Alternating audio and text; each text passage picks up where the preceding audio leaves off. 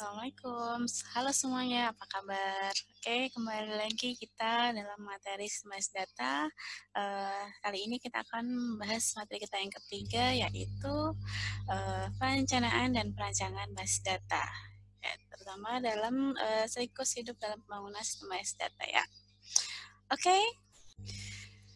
kita mulai ke bahasan kita. Apa aja yang akan kita pelajari di pertemuan ini? Ada dua bahasan utama yang akan kita pelajari. Yang pertama tentang siklus hidup pembangunan sistem basis data.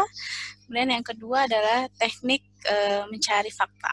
Ya, dalam siklus hidup pembangunan sistem basis data, kita mau lihat tahapan utamanya apa saja, kemudian fase-fase dalam perancangan basis datanya itu apa saja, kemudian bagaimana mengevaluasi dan memilih DBMS. Ya. Baik, kita mulai ke bahasan yang pertama, ke sistem siklus hidup dalam pembangunan sistem basis data. Oke, seperti ini siklusnya. Jadi yang pertama kita masuk ke perencanaan, kemudian lanjut ke pendefinisian sistem, kemudian lanjut ke pengumpulan analisis kebutuhan, kemudian baru lanjut ke perancangan basis data itu sendiri. Ada 3 tahapan, konseptual, logika, dan fisik. Sebelum ke logika, kita bisa memilih DBMS-nya, tapi ini opsional ya. Kemudian bisa juga dilanjutkan ke pembuatan prototipe, ini juga opsional, bisa dilakukan, bisa tidak. Kemudian jika sudah sesuai, maka bisa lanjut ke implementasi, kemudian memuat dan mengonversi data yang dibutuhkan, kemudian pengujian, dan pemeliharaan operasional. Ya, jika sudah sesuai, maka sampai di sini. Tapi kalau misalnya masih ada yang berubah lagi, bisa mulai lagi ke perencanaan seperti itu. Oke, apa itu perencanaannya? Perencanaan itu adalah kita mengelola aktivitas-aktivitas yang memungkinkan di siklus hidup dalam pembangunan sistem basis data ini dilakukan dengan seefektif dan seefisien mungkin. Ada 2 tahapan, 2 langkah. Yang pertama adalah kita mendefinisikan paparan misi atau mission statement kita. Kemudian selanjutnya kita harus mengidentifikasi sasaran misi atau mission objective supaya nantinya paparan misi itu tercapai.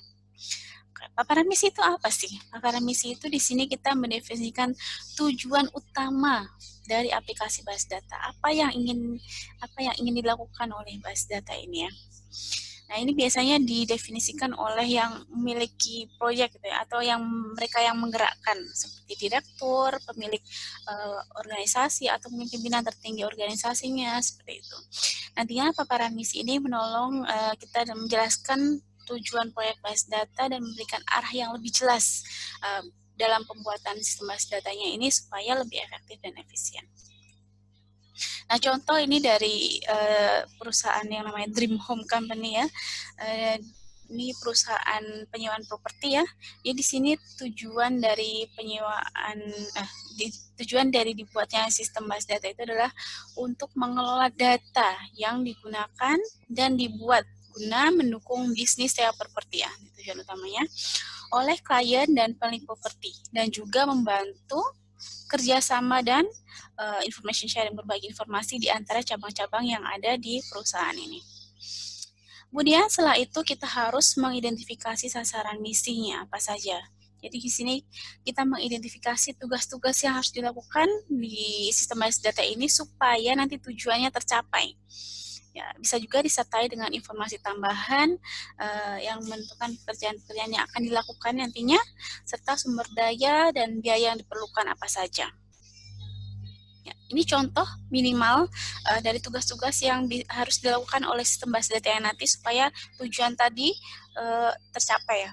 Yang pertama di sini kita harapkan sistem basis data itu bisa mengelola, ya, memasukkan, mengubah, menghapus data di branch, kantor cabang, staff, kemudian propertinya, pemiliknya, klien, dan seterusnya sampai pengiklanan propertinya gitu ya. Dan diharapkan sistemnya juga bisa digunakan untuk mencari data yang ada di kantor cabang, staff, dan seterusnya. Dan juga sistemnya bisa digunakan untuk melacak status dari properti yang disewa, kemudian klien yang mau merental seperti apa, gitu ya. Dan terakhir, sistemnya diharapkan bisa digunakan untuk membuat laporan dari kantor cabang, staff, dan seterusnya, gitu ya. Nah, perencanaan ini harus mencakup standar-standar seperti bagaimana nanti data dikumpulkan, bagaimana format datanya, dokumentasi apa saja, dokumen apa saja yang dibutuhkan nantinya, dan bagaimana nanti perancangannya, implementasinya seperti apa. Nah, contoh gampangnya ini, misalkan standar tentang aturan penamaan item data. Ya, bagaimana penamaan item data supaya nantinya tidak redundan dan tidak ada tidak konsistenan gitu ya. Jadi misalkan ada penamaan kode ya, kode-kode bagaimana penamaannya seperti itu. Penamaan kode diakhiri dengan ID atau diawali dengan ID, kemudian datanya ada format tertentu gitu ya. Misalkan kode cabang diawali dengan huruf B dan seterusnya. Nah, itu ditentukan di sini. Ya memang mungkin memakan waktu ya untuk mengatur standar-standar ini, tapi paling tidak nantinya perancangannya akan lebih mudah ke depannya sesuai dengan apa yang kita butuhkan tadi di tujuannya. Oke, selanjutnya kita mendefinisikan sistemnya. Oke, apa saja yang dijelaskan di pendefinisian sistemnya? Di sini kita menjelaskan cakupan dan batasan dari sistemnya. Nah, sistem yang ada ini sebenarnya kan mungkin saling terhubung satu sama lain ya. Cuman sampai sejauh mana sistem kita mau dibuat gitu. Kemudian dari pengguna-pengguna yang ada itu tampilan utamanya apa saja gitu. Nah, biasanya tampilan pengguna itu kita analisis dari berbagai sudut pandang. Sudut pandang yang pertama misalkan peran pekerjaan tertentu. Ada manajer, supervisor.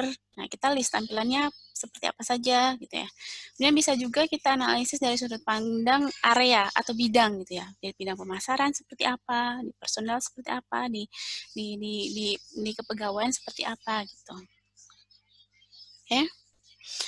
Nah, ya karena dengan adanya DBMS ini kan harusnya banyak pengguna ya. Jadi bisa jadi tampilannya tidak hanya satu jenis, bisa jadi banyak jenis itu ya. Nah, dengan adanya pendefinisian sistem ini diharapkan semuanya lengkap, tidak ada yang terlewat gitu. Jadi nantinya semua tampilan dari pengguna gitu ya dapat dianalisis dengan komplit gitu ya.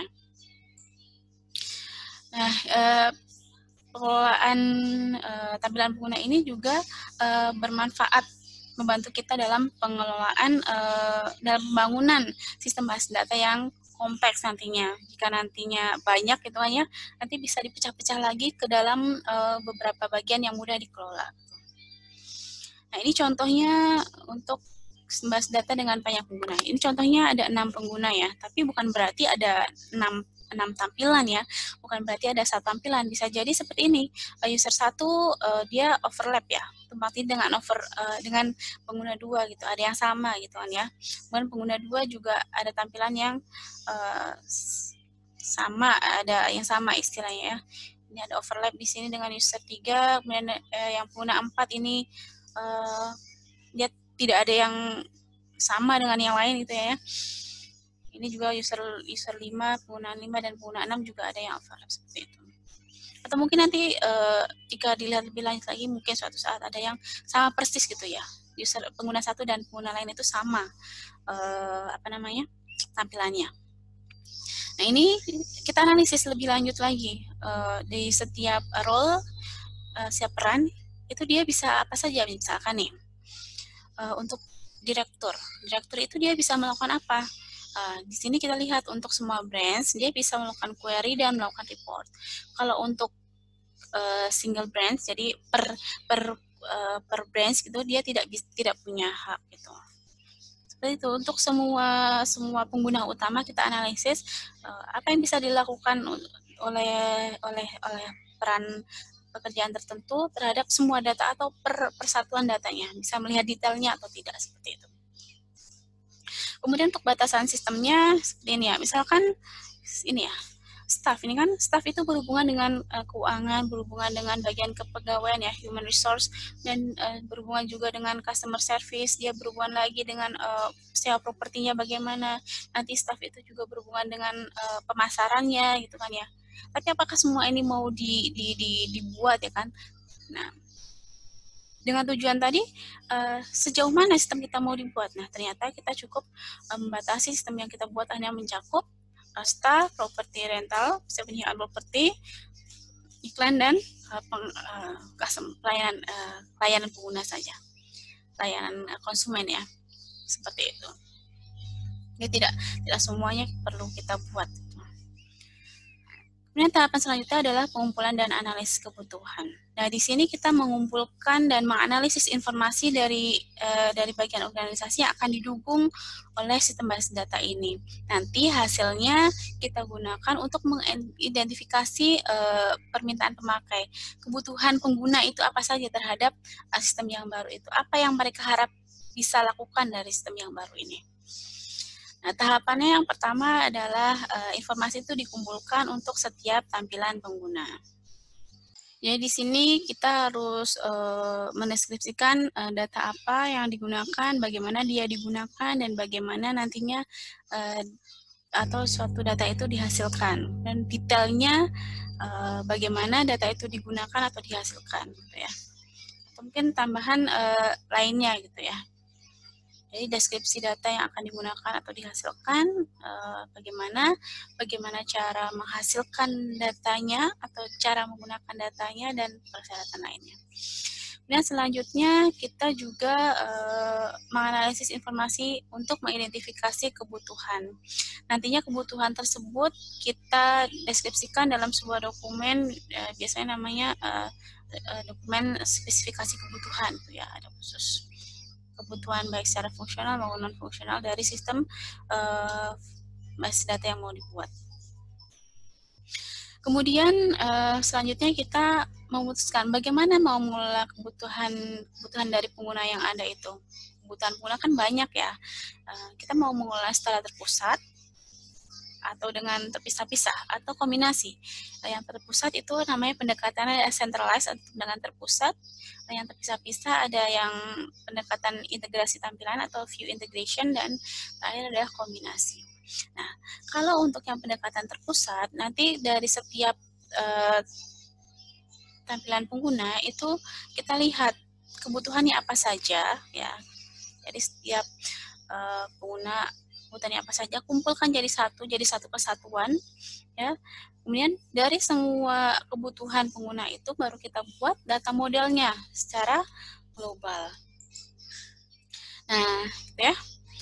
Nanti data model yang ada ini merepresentasikan semua kebutuhan dari semua pengguna. Nah, pendekatan terpusat ini cocok digunakan jika ada tumpang tindih atau ada overlap di antara tampilan pengguna yang signifikan gitu ya. Dan sistem basis data juga tidak terlalu kompleks karena kita harus menggabungkan jadi satu kesatuan kebutuhannya ya. Nah, ini misalkan ya di peran direktur sama manajer nih. Kalau kita lihat kan dia ada tumpang tindih, bahkan sama ya. Nah, kalau sama seperti ini kita bisa gabungkan jadi satu tampilan saja gitu kan ya. Dan ini ada supervisor dan asisten nih. Mirip sekali ya. Bedanya cuma ada di staff. Itu mungkin kita bisa gabungkan ini ya. Dari satu tampilan saja gitu ya. Nah, ini kita bisa analisis lebih detail lagi dari yang ini, tuh, yang tadi kita sudah lihat. Oke, pendekatan selanjutnya adalah pendekatan integrasi tampilan atau view integration ya. Kalau di sini semua persyaratan pengguna, kebutuhan pengguna, kita buat data modelnya satu-satu. Setiap pengguna kita buat data modelnya satu-satu. Kemudian jika sudah terbuat satu-satu, kemudian data modelnya ini kita gabungkan. Nah, ini lebih cocok digunakan jika kebutuhannya sistemnya kompleks ya. Jadi kita bisa membagi kebutuhan pengguna per bagian yang bisa kita kelola gitu ya. Satu kebutuhan kita masing-masing buat data modelnya, baru di akhir kita gabungkan data modelnya untuk kita buat sistem basis datanya, gitu ya. Nah, ini contohnya seperti ini. Kita di tampilan yang satu kita tahu bahwa ada data tentang artikel ya. Artikel itu dia dikontribusi oleh seorang peneliti gitu ya. Ada namanya, kemudian artikel itu juga dipublikasikan di suatu jurnal ya. Kemudian ada lagi tulisan dalam bentuk buku. Buku itu ditulis oleh seorang penulis atau pengarang gitu ya. Kemudian buku itu punya subjek, punya kategori ya. Nah, ini kita bisa gabungkan ini. Data model 1 dan data model 2 ini kita bisa gabungkan.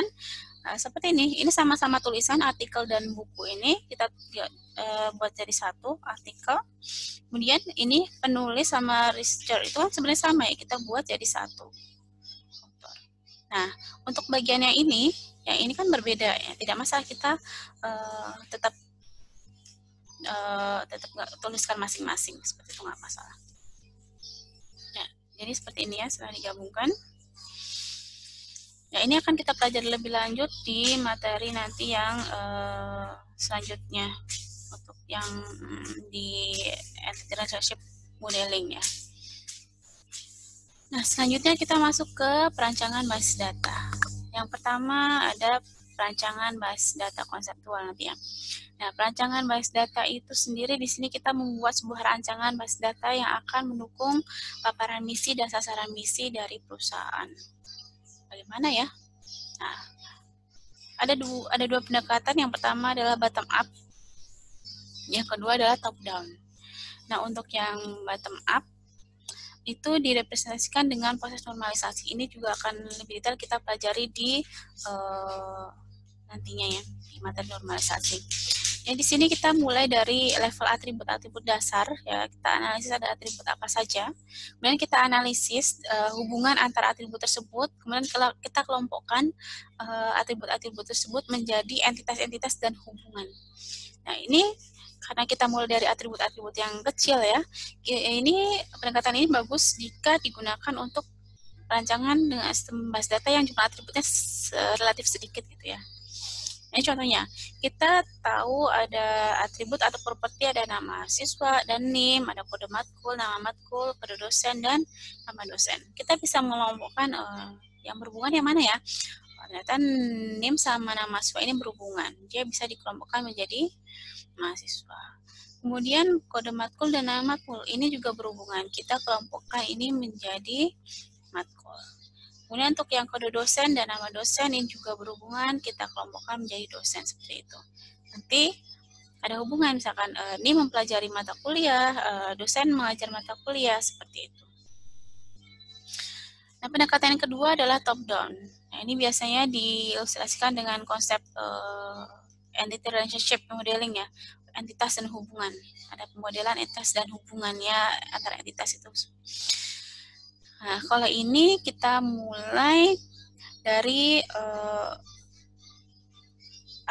entitas-entitas dan hubungan ya high level ya, levelnya lebih tinggi gitu ya.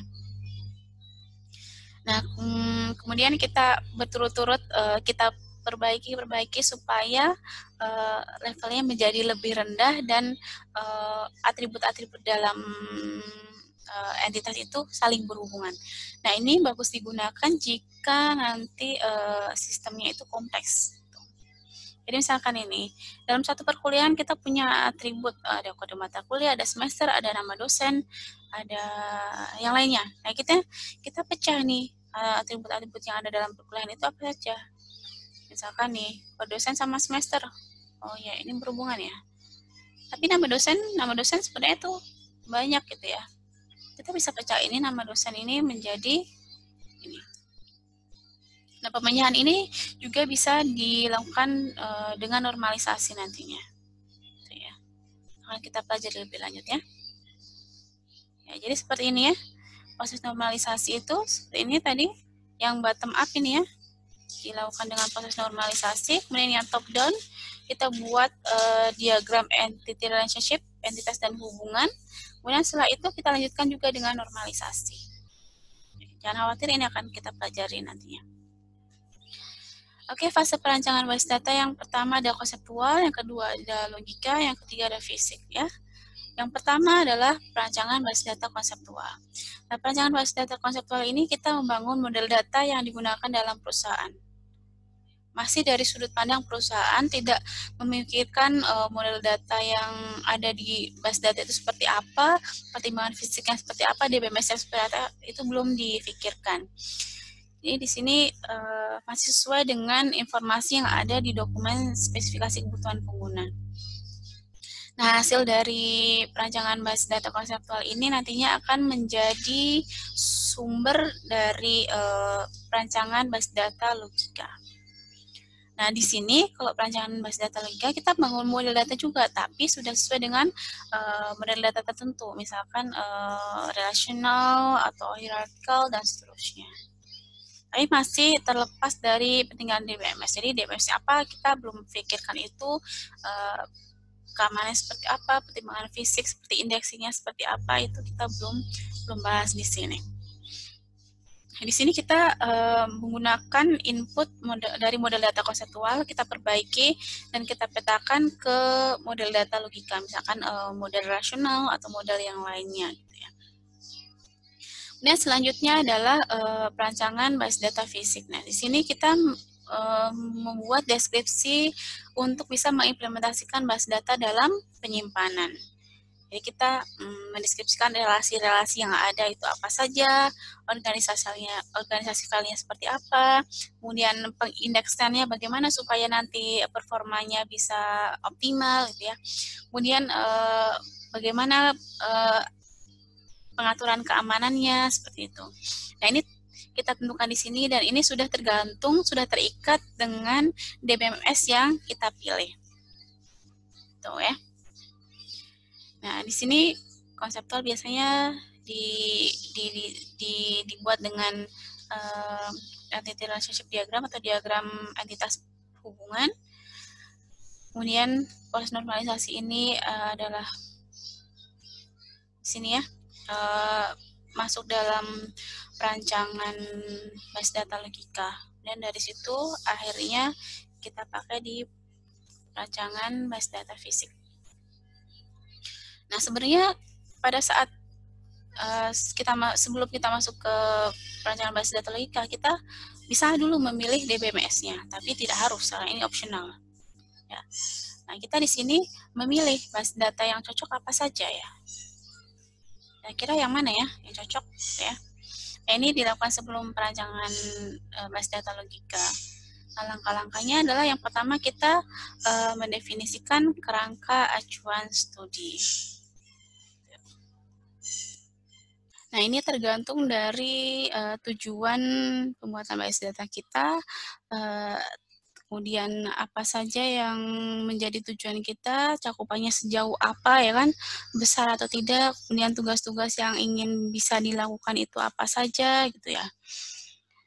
Nah, selanjutnya dari situ kita pilih 2 atau 3 produk DBMS yang sesuai dengan kebutuhan kita. Ya. Nah, kemudian kita evaluasi produk tersebut, mana yang lebih cocok, gitu kan ya?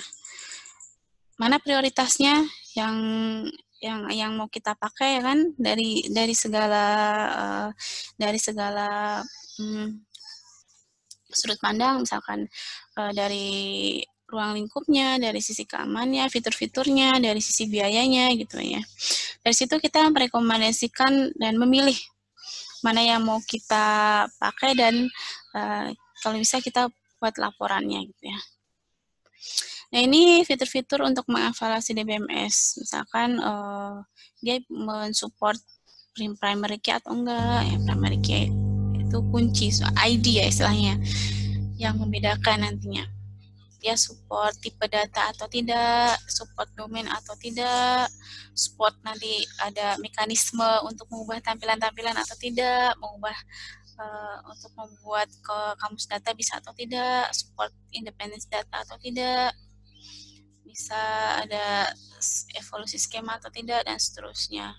Sampai misalkan ada kompresi datanya itu kita pertimbangkan juga, dan seterusnya. Ini tergantung dari kebutuhan. Itu ya. Oke. Nah, selanjutnya berbarengan paralel dengan perancangan base data, kita juga bisa sambil melakukan perancangan aplikasi. Jadi di sini aplikasi ya, aplikasi. Jadi kita di sini merancang tampilan pengguna, user interface ya, antar muka pengguna dan program aplikasi yang akan digunakan untuk memproses data yang ada di base data itu. Nah, di sini kita di sini merancang antar muka sekaligus transaksi yang ada di aplikasi. Bisa ketika klik ini bisa ngapain itu kan ya, apa yang akan diproses, apa yang akan dilakukan itu. Nah, untuk transaksi di sini kita merancang tindakan-tindakan atau serangkaian tindakan yang dilakukan oleh satu program aplikasi yang nantinya mengubah atau mengakses data yang ada di base datanya. Transaksi itu bisa jadi retrieval atau mengambil data untuk ditampilan ke layar, atau bisa juga mengubah data yang ada di base data, seperti menambahkan data baru, menghapus data yang lama, atau memodifikasi, atau mungkin kombinasi. Dia mengupdate kemudian langsung menampilkan di layar gitu ya. Kemudian kita juga merancang antar mukanya. Ya, ini secara detail akan dipelajari di mata kuliah khusus ya. Jadi di sini secara umum kita mempertimbangkan judulnya, judul dari aplikasinya, judul dari setiap halamannya seperti apa, judul nama menunya gitu ya. Kemudian kita juga memberikan instruksi-instruksi yang mudah dimengerti, kemudian pengelompokan field-fieldnya, kolom-kolomnya, tata letaknya yang menarik gitu ya. Kemudian menggunakan kata-kata atau istilah-istilah yang mudah dikenali, yang konsisten, warnanya juga yang menarik, yang konsisten gitu ya. Dan seterusnya sampai ada error-error, peringatan gitu ya. Semua kita rancang di sini. Kalau misalkan ada validasinya juga kita tampilkan dengan pesan yang tidak mengintimidasi seperti itu. Oke. Selanjutnya ada pembuatan prototipe, ini juga opsional ya. Jadi di sini kita membangun model kerja yang mirip seperti yang aslinya gitu ya. Model kerja yang bisa kita gunakan untuk akses ke sistem base data. Nah, tujuan dari pembuatan prototipe ini kita yang pertama adalah untuk mengidentifikasi fitur-fitur sistem yang bekerja itu sudah bekerja dengan baik atau tidak. Ya, divalidasi oleh misalkan programmernya atau mungkin dari subject matter-nya gitu ya, dari si penggunanya gitu ya. Dan nantinya dari hasil evaluasi itu nanti bisa disarankan perbaikan atau mungkin penambahan fitur baru gitu ya. Di sini sekaligus memperjelas kebutuhan pengguna tadi, sudah sesuai atau belum dengan apa yang diharapkan pengguna tadi.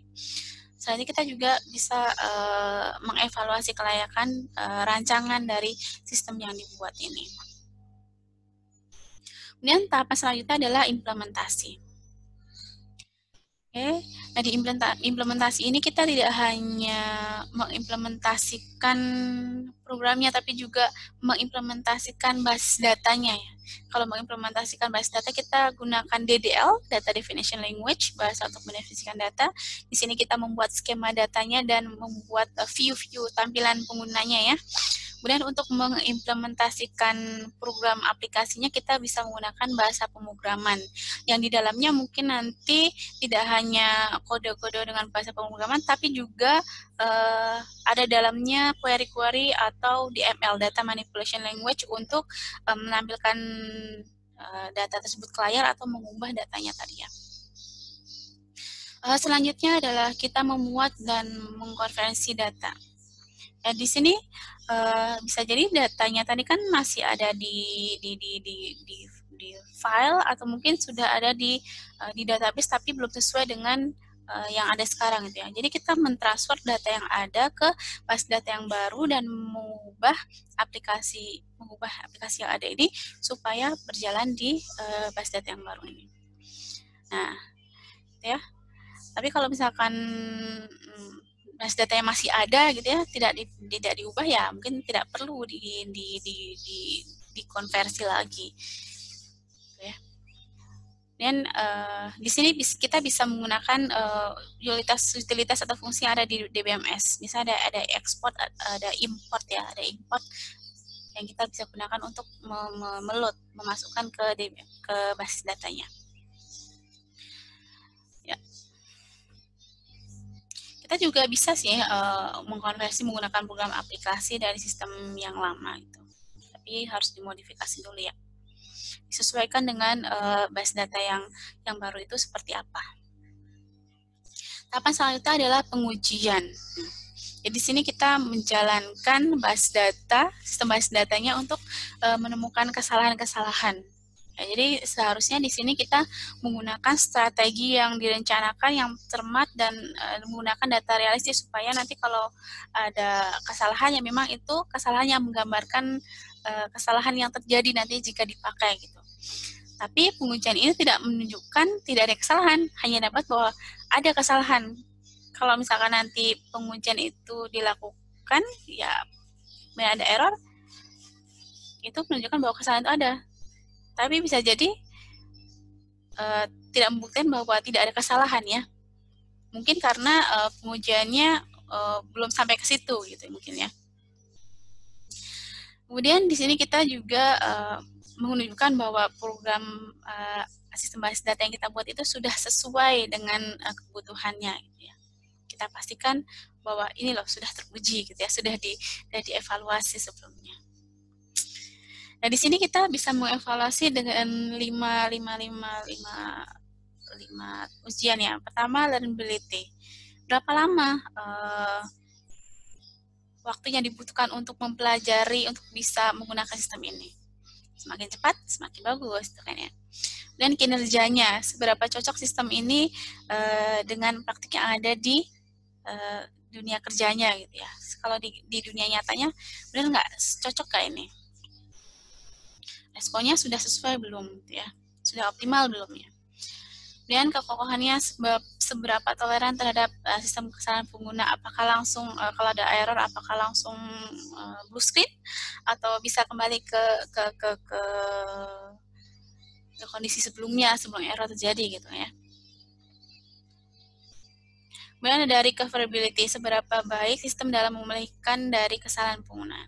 Kalau ada kesalahan pengguna, apakah bisa kembali ke yang sebelumnya atau tidak gitu kan ya. Kemudian adaptabilitas, seberapa terikat dengan model kerja ini. Kalau model kerjanya berubah, ini bisa berubah juga nggak, atau ada fasilitas untuk bisa memodifikasi sehingga sistemnya bisa dinamis tergantung dari model kerja tertentu gitu ya. Tergantung misalkan kita menyediakan di sistemnya kolom untuk bisa dinamis, waktunya diubah jadi dinamis, atau level penggunanya kita ubah jadi dinamis gitu ya. Selanjutnya adalah pemeliharaan operasional. Oke. Jadi di sini ada kesalahan ya, ini salah. Di sini kita memantau dan memelihara sistem basis data setelah instalasi. Jadi di sini kita memantau sistemnya sudah sesuai atau belum ya. Jadi jika kinerjanya turun, mungkin perlu kita penyetelan ulang ya, atau kita ubah indeksinya atau organisasi di basis datanya kita ubah gitu ya. Nah, di sini kita memelihara dan meningkatkan aplikasi nanti jika dibutuhkan ya. Kita tingkatkan supaya performanya lebih tinggi lagi ya. Nah, nantinya kalau misalkan ternyata apa yang kita ubah itu belum memenuhi kebutuhan yang ada, ya kita masukkan ke dalam kebutuhan baru untuk masuk ke siklus pembangunan sistem basis data selanjutnya. Oke, selanjutnya materi bahasan kedua ya, teknik mencari fakta. Oke, dalam mencari fakta ini ada banyak teknik ya. Jadi kita harus mencari fakta ini sedetail mungkin, sedalam mungkin, karena ini tahapan yang sangat penting dalam kita membangun aplikasi base data nantinya. Nah, di sini ada beberapa teknik seperti wawancara, ada kuesioner gitu ya, supaya kita bisa lebih memahami sistem yang lama, kemudian sistem yang barunya seperti apa, kebutuhannya seperti apa, preferensinya seperti apa gitu ya. Nah, kapan digunakan ya? Ini akan cocok digunakan di seluruh siklus, di proses manapun dapat dilakukan. Tapi yang paling penting ada di tahapan awal, karena di sini kita merencanakan ya kan base data seperti apa, kita mendefinisikan seperti apa ya. Di sini kunci keberhasilannya nanti. Semakin kita dapatkan detail di awal, maka semakin sesuai nantinya sistem yang akan dibuat. Nah, di sini dengan adanya pencarian fakta ini kita memungkinkan pengembang atau developer untuk mempelajari terminologi, masalah, peluang, kebutuhan organisasi, prioritasnya mana, dan penggunanya siapa saja, apa yang dibutuhkan, seperti itu. Nah, di sini ada 5 teknik pencarian fakta. Yang pertama ada meneliti dokumentasi, wawancara, kemudian mengamati atau mengobservasi organisasi dalam operasi, kemudian ada penelitian dan ada kuesioner. Nah, ini tidak harus satu saja dipakai, bisa kombinasinya ya. Yang pertama adalah kita meneliti dokumentasi. Jadi di sini kita bisa mendapatkan wawasan bagaimana kebutuhan terhadap sistem base data itu muncul. Kita juga bisa mengidentifikasi bagian-bagian organisasi apa saja yang terkait dengan masalah tersebut gitu ya. Kita juga bisa memahami sistem sekarang ini seperti apa sih, kelemahannya apa gitu ya. Nah, di sini kita bisa menganalisis ada memo-memo ya, email, notulen rapat, keluhan-keluhan jika terdokumentasi, kemudian review kinerja untuk tahu masalah dan kebutuhan sistem base datanya. Kemudian untuk tahu bagian dari perusahaan yang terkena masalah, kita bisa tahu dari bagian organisasi, paparan misi, dan rencana strategis, kemudian dari contoh formulir atau manualnya yang sudah diisi. Kalau ada yang terkomputerisasi juga bisa. Dan untuk tahu sistemnya sekarang ya, kita bisa lihat di diagram atau SOP-nya jika ada ya, dan kamus datanya. Kemudian jika mungkin ada sistemnya, kita bisa lihat perancangan sistem base datanya seperti apa, dokumentasi programnya seperti apa, manual petunjuk penggunaan programnya seperti apa. Kemudian tahapan teknik wawancara, teknik yang kedua adalah wawancara ya. Wawancara ini biasanya paling banyak digunakan, paling umum, yang paling berguna ya. Jadi sini kita memungkinkan pengumpulan informasi individu baik secara langsung maupun tidak ya. Baik secara face to face maupun lewat telepon juga bisa ya wawancaranya.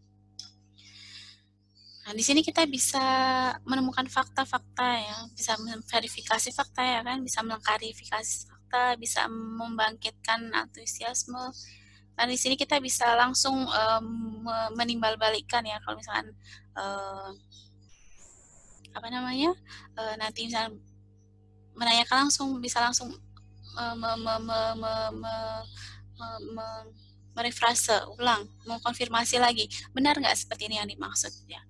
Kita di sini melibatkan penggunanya gitu ya, untuk mengidentifikasi, dan juga kita bisa memulai ide-ide apa saja yang kira-kira nanti bermanfaat dalam pembangunan sistem base data.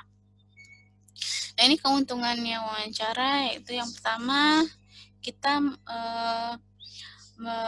memungkinkan orang yang diwawancara itu untuk menanggapi pertanyaan dengan bebas dan terbuka gitu ya. Dan kita juga memungkinkan orang yang diwawancara itu menjadi bagian dari proyek gitu ya. Jadi pada saat wawancara kita juga bisa menindaklanjuti atau menanggapi gitu ya komentar yang dibuat narasumber tersebut. Kalau tertulis kan mungkin saja mempunyai beberapa makna, gitu, tapi dengan wawancara kita bisa menanggapi langsung. Kemudian di sini pewawancara juga bisa menyesuaikan atau mengulang pertanyaan selama wawancara. Misalkan pewawancara tidak mengerti apa yang istilahnya dengan istilah yang kita ungkapkan itu. Kemudian kita juga bisa mengamati bahasa tubuh orang diwawancara jika wawancaranya face to face gitu ya. Dengan suara juga kita bisa mengamati ya, seperti itu. Apakah dia jujur atau tidak gitu ya.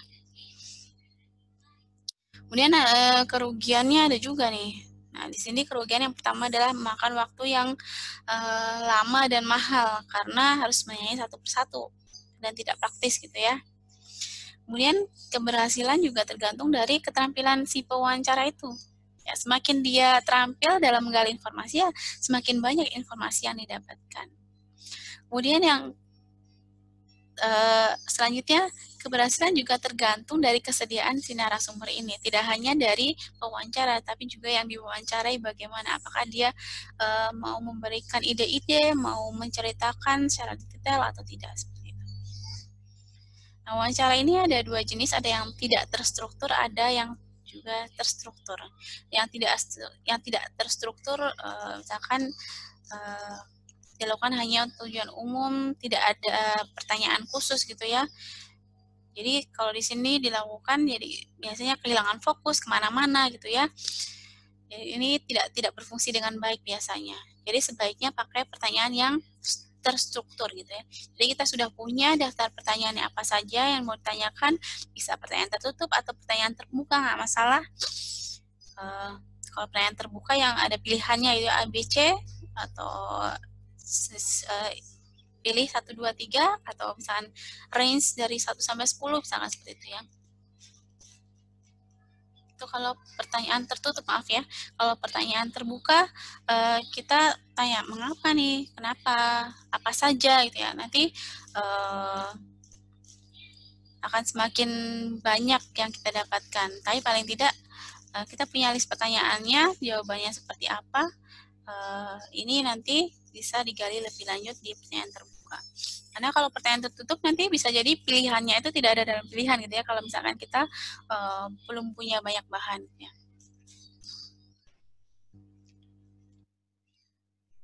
Kemudian jenis teknik pencarian fakta selanjutnya adalah kita mengamati atau mengobservasi organisasi yang ada. Tapi ini juga punya kelemahan sih. Di sini kita dengan observasi kita bisa memahami sistem ya, karena di sini kita berpartisipasi ikut serta menonton aktivitas yang ada dalam organisasi itu bagaimana ya. Misalkan orang itu sedang mendaftar, kita lihat prosesnya apa saja gitu ya. Jadi kita memvalidasi apa yang sudah kita temukan di dokumentasi atau di wawancara itu, kita validasi di sini. Benar nggak secara realnya seperti itu atau tidak? Ya. Di sini berguna ketika validitas data yang dikumpulkan itu dipertanyakan atau ada aspek-aspek yang menghalangi gitu ya. Nah, keuntungnya di sini kita bisa memvalidasi tadi yang validasi fakta atau data yang sudah ditemukan sebelumnya. Kemudian kita juga bisa melihat apa yang sedang dilakukan, bagaimana datanya dihasilkan di lapangannya, di lingkungannya ya. Sudah jelas itu ya. Kemudian biasanya ini lebih murah ya, karena kita tinggal mengamati ya. Kemudian kerugiannya adalah orang-orang mungkin secara sadar atau tidak melakukan hal yang berbeda gitu ya, tidak sesuai gitu ya. Kemudian mungkin kita bisa juga melewatkan tugas-tugas yang ada gitu ya, karena mungkin pada saat kita mengamati ternyata berbeda dengan yang seharusnya, itu bisa jadi.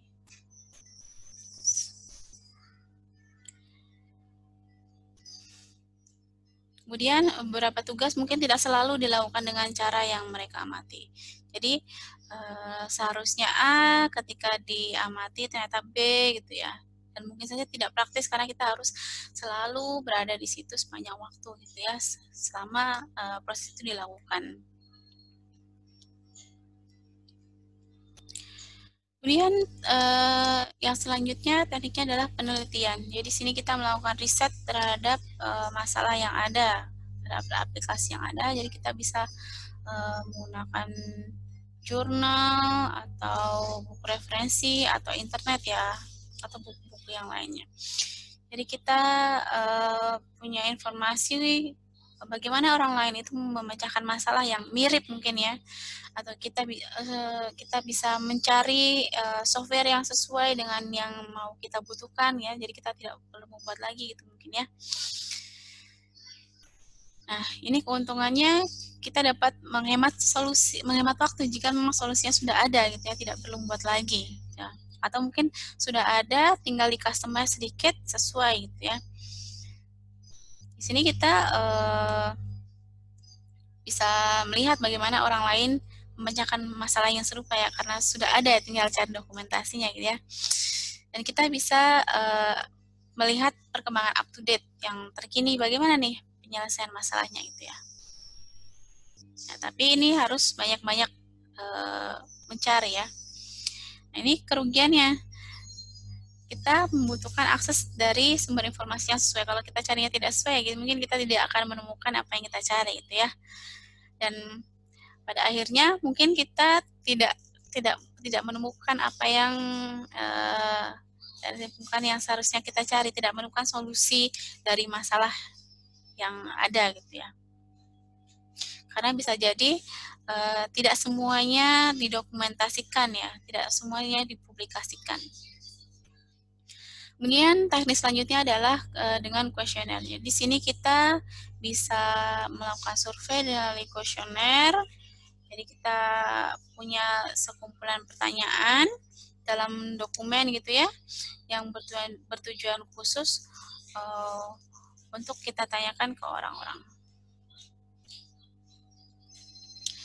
Kemudian ada dua jenis, di sini ada formatnya bebas dan ada format yang tetap gitu ya. Kalau format bebas itu seperti pertanyaan terbuka di kuesioner, di wawancara, cuma kita tuliskan dalam bentuk kuesioner gitu ya.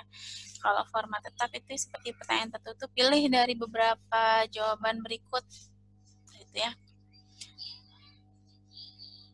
Nah, keuntungan kuesioner itu apa? Di sini orang bisa mengisi dan mengembalikan sesuai dengan keinginan mereka. Merekanya punya waktu mengisinya kapan ya, sesuai dengan keinginan dari respondennya, tidak harus ditungguin gitu ya. Nah, ini caranya relatif murah, relatif mudah ya, karena kita bisa mengumpulkan data dari banyak orang. Kalau zaman sekarang kan tinggal sebar lewat kuesioner online, kita tinggal tunggu hasilnya gitu ya. Dan ini orang cenderung memberikan fakta yang sebenarnya, karena kita bisa membuat kuesioner itu anonim. Kita rahasiakan gitu ya, kita tidak harus tahu siapa orang yang mengisinya ya. Kemudian kita juga lebih mudah menabulasikan dan kita lebih cepat menganalisnya ya, apalagi kalau dengan misalkan software tertentu kita langsung bisa melihat hasilnya secara real time gitu ya. Namun kerugiannya yang merespon itu bisa jadi sedikit ya. Kecuali kita push berulang-ulang gitu ya, dari 100 kan hanya mungkin 5% atau 10% gitu ya. Kalau kita tidak kontrol, tidak komunikasi dengan respondennya, ayo isi gitu ya. Kemudian mungkin saja kuesioner yang diisi tidak lengkap gitu ya. Kalau kita tidak berikan misalkan dalam bentuk kertas gitu ya, tidak ada validasinya. Kalau dengan kuesioner online kan kita bisa berikan validasinya, jika tidak lengkap tidak bisa dikembalikan gitu ya. Kemudian bisa jadi pertanyaan yang ada itu disalah tafsirkan gitu ya, tidak sesuai. Kalau dengan wawancara kan kita bisa membahasakan ulang gitu ya, jika responden tidak mengerti istilah yang kita sampaikan. Tapi kalau dengan kuesioner kita harus memberikan deskripsi yang detail tentang istilah-istilah yang mungkin mempunyai peluang untuk disalah tafsirkan gitu ya. Dan di sini kita tidak bisa mengamati bahasa tubuh dari responden. Jadi responden bisa saja bohong tanpa kita tahu gitu ya. Oke, untuk contohnya ini ada beberapa formulir yang bisa kita dapatkan dari Dream Home Company, perusahaan Dream Home yang melayani penyewaan properti ya. Misalkan ketika ada staf yang bergabung dengan perusahaan, dia mengisi form seperti ini ya.